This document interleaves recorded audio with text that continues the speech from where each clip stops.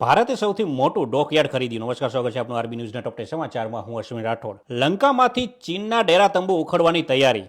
ભારતે લંકામાં સૌથી મોટું ડોકયાર્ડ 452 કરોડમાં ખરીદ્યું. પરાગ જૈન બનશે ભારતીય ગુપ્તચર એજન્સી રોના નવા ચીફ. ઓપરેશન સિંદૂરમાં ભજવી હતી મહત્વપૂર્ણ ભૂમિકા. જમ્મુ અને કાશ્મીરમાં રહસ્યમય બીમારીથી હડકંપ. એક સાથે 18 લોકો ઝપટમાં, 2 ની હાલત ગંભીર. પીએમ મોદી 2 જુલાઈથી 8 દિવસ માટે 5 દેશોના વિદેશ પ્રવાસે જશે, જેમાં ઘાના, ત્રિનિદાદ, ટોબેગો, અર્જેન્ટિના અને બ્રાઝિલ સામેલ. ઓપરેશન સિંધુ હેઠળ અત્યાર સુધીમાં 4415 ભારતીય નાગરિકોને દેશમાં પાછા લાવવામાં આવ્યા. ચીન સેનામાં બળવો. રાષ્ટ્રપતિ જિનપિંગે નેવી ચીફ ન્યુક્લિયર વૈજ્ઞાનિકને હટાવ્યા. પાકિસ્તાનમાં આત્મઘાતી હુમલામાં 13 સૈન્ય જવાનોના મોત, 10 ઘાયલ અને 19 નાગરિકોને પણ ઈજા. ભારતે ચીન અને તાઇવાનથી આવતા પ્લાસ્ટિક પ્રોસેસિંગ મશીનો પર એન્ટી ડમ્પિંગ ચાર્જ લગાવ્યો. ભારતીય પુરાતત્વ સંરક્ષણ વિભાગે રાજસ્થાનના ડીંગ જિલ્લાના બહજ ગામમાં 4500 વર્ષ જૂની સભ્યતાના પુરાવા શોધી કાઢ્યા. હેનલે પ્રાઇવેટ વેલ્થ માઇગ્રેશન રિપોર્ટ અનુસાર 2025માં લગભગ 3500 કરોડપતિઓ ભારત છોડીને વિદેશમાં સ્થાયી થઈ શકે છે. તો આ તાજના ટોપ 10 ન્યૂઝ અને હું હતો આપની સાથે